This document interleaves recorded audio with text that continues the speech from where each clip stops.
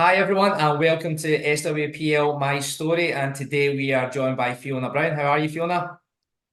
I'm good, thank you. How are you? No, I'm great and thanks so much for joining us. Quite a bit of change for you over the Christmas break. You've been away playing in Sweden for the last 7 years, and you've decided now the time's right to make a return to the SWPL and back to Glasgow City. So just to start off, just tell us about that experience and the opportunities it provided you by going and playing abroad.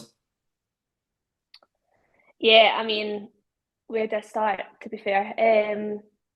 I've been away 7 years, so the difference between 21 and 28 is huge, just on a personal level. You change, you kind of find out who you are, who you want to be, and it's been an unbelievable experience, best experience of my life, I would say. I think at that point in time when I left, it was a bit of a just get up and go, which turned out to be great.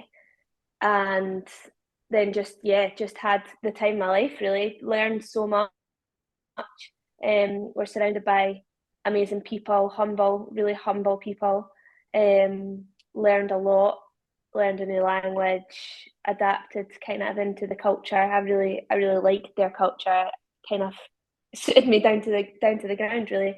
Um, but yeah, and then I think as much as I've had the time of my life, home's always home, isn't it? So um, I always knew that Scotland was going to be the final destination, and a bit like you said, the difference in the league and how things are in Scotland now for the women's game was a big aspect. Obviously, family and coming back to Scotland and stuff like that was a massive part of it too. But um, I never wanted to come back to Scotland if I didn't feel like the football aspect was right. Um, and when I spoke to City, and obviously looking at the Scottish game and how things have progressed, I felt that it actually really was right. And it was the perfect package, really, to be able to come home, live closer to home again, and then play here and play out my career probably here. That was something that I was really chuffed to kind of see the progression and see everything that's gone on while I've been away to then come and join it. I think it probably shows a huge pat in the back to City and to the league itself, just based on what you're saying. You made your decision based on football rather than just it purely being a reason you wanted to come home to family.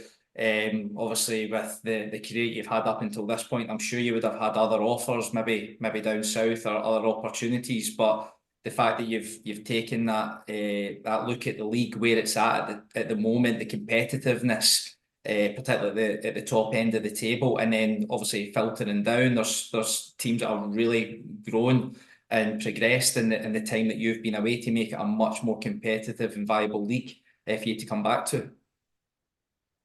100%. I think I've said this before. I said that when I came back to City. I think I've been the biggest fan since I left, the day I left. So it's not that I've not kept tabs or not supported from afar or whatever. And obviously being in the national team, I see the girls all the time from various teams. Obviously a lot of the girls in Rangers as well, a few in Celtic and many teams. So I've seen how it's been closer and getting tighter at the top and all that stuff, but I don't think I was fully aware of actually the changes inside all the clubs. Obviously, I can't speak for all the clubs, but just seeing obviously Glasgow City, the professionalism there, Rangers, Celtic, Hearts. I've seen all these teams and uh, just seeing even people training every day. We're still on school pitches and training at night times, getting changed in the car kind of thing when I left. So it's quite a contrast in terms of that. But just all of it, obviously football's football, but you've got all the medical aspect, you've got the strength and conditioning, the sports science, and I think that aspect is like mind blowing for me how much that's progressed because that was non-existent when I left. Um, and that's obviously a pivotal part of the game, especially for the likes of me. For my body, I really need to take care of it. after a lot of injury. So in terms of that made that part of the decision really easy, because the medical and the sports science, obviously I can only speak for City, but the sports science there so far has been unbelievable. Yeah, and just before we came on, we were talking about that side of things, and the fact that there's somebody of your status in the international setup choosing to come and play in our domestic league.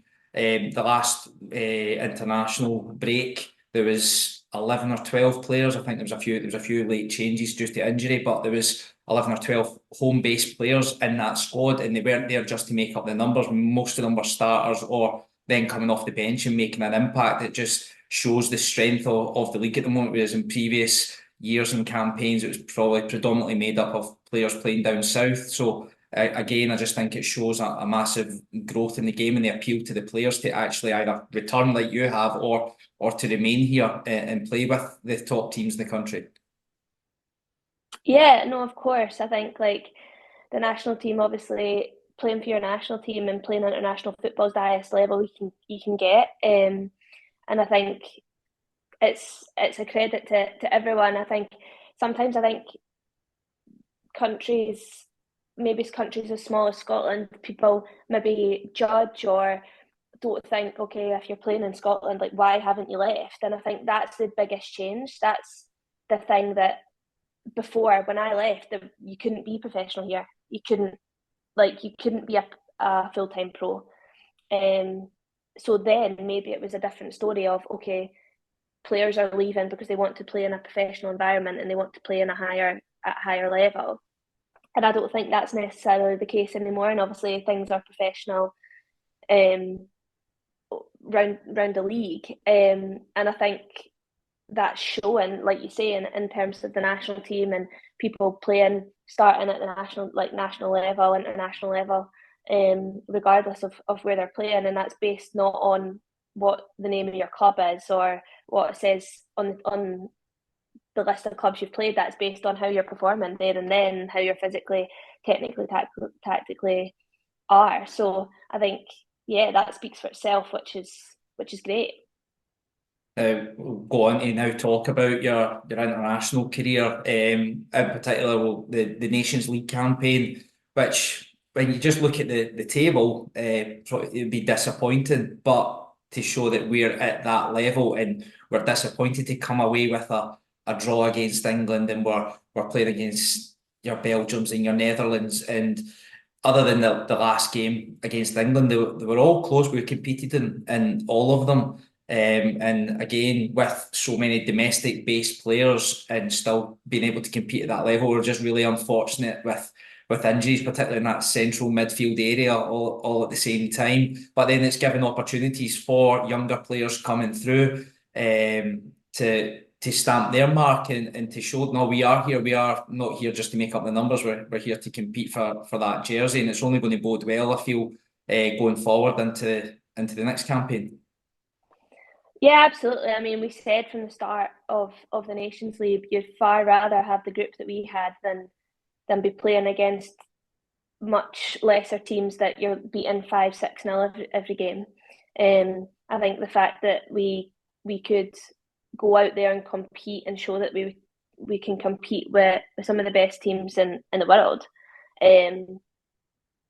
That is the level we have, and I think that's the frustrating thing for us, is the fact that we're so close so many times and we don't quite get something from the game. It's the same, the 1-0 against Holland, and you've got the 2-1 against England.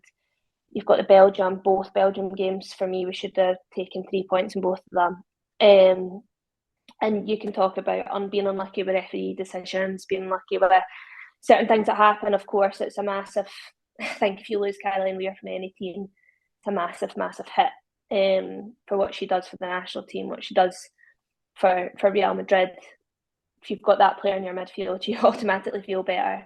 And then obviously, like Emma Watson getting injured, she was up and coming. She'd started to come in, get some game time and stuff. So it's another good player lost, which of course is going to impact the team. But I think that's the frustrating thing for us. We know we can compete at that level against those top teams, but it's doing it consistently. And obviously you've got the England game wasn't good enough at all, like just unacceptable. And then you've got the first Holland game as well. And those two games really, I wouldn't say those were the games that 100% cost us, but they're games that we can't look like that. We can't do that, because it also, just as a player, it makes you feel like you're further away than actually what you are. And you look at those other games against both those teams, and we're really competing and should come away with something.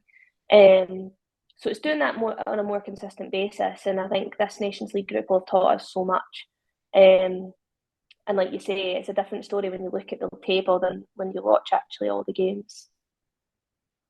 So you've been back now for a week or so. You were back in training, almost into pre-season, getting in and around the girls and getting yourself back up to speed. Also, it was a long season over in Sweden for you, so the club are allowing you for that break. But you must be just itching to get back on the park and pull that City jersey on for the first time in the last 7 years. Yeah, of course. It's been a big build up. I feel like it got announced ages ago. And obviously I still had games in Sweden when everything got announced. So for me, it was very much like put to one side and do my job here first and finish what I'm doing here, and then obviously come home. And then the last couple of weeks has just been really enjoyable. Really, just getting back in about it. It's funny, like it's everything's new, but it almost doesn't feel like I'm new. Like going in, obviously a lot of my close friends are still at City, so um, going in, people that probably didn't know me before probably are like, why is she coming in here, like just settling in right away. But no, it's I'm obviously quite comfortable and know everyone, and or not everyone, but I know a lot of people, and it just does feel really like home. So that's been amazing. And then, like I said, I've just been building up. I got some extra time off based on the fact that I'd played a full season, and need to now go again until summer. So a wee bit of time off, and then now building up physically in the gym and stuff. But I'm feeling good, working hard, and hopefully be back on the pitch doing a little bit more football stuff this week, combined with more gym work and stuff. And yeah, just taking care of the body really, and just making sure that I'll be able to be good to go for the rest of the remainder of the season, which it's going to be exciting. It's going to be big games, must win games. So that's what I like. So yeah, no, I'm excited. I can't wait to just get on the pitch again with the girls. And yeah, it feels weird still, to be fair, but yeah, no, it'll be good. That's great, Fiona, and thanks so much for joining us today. Not at all, not at all. Thank you for having me. And thanks everyone for joining us on SWPL My Story.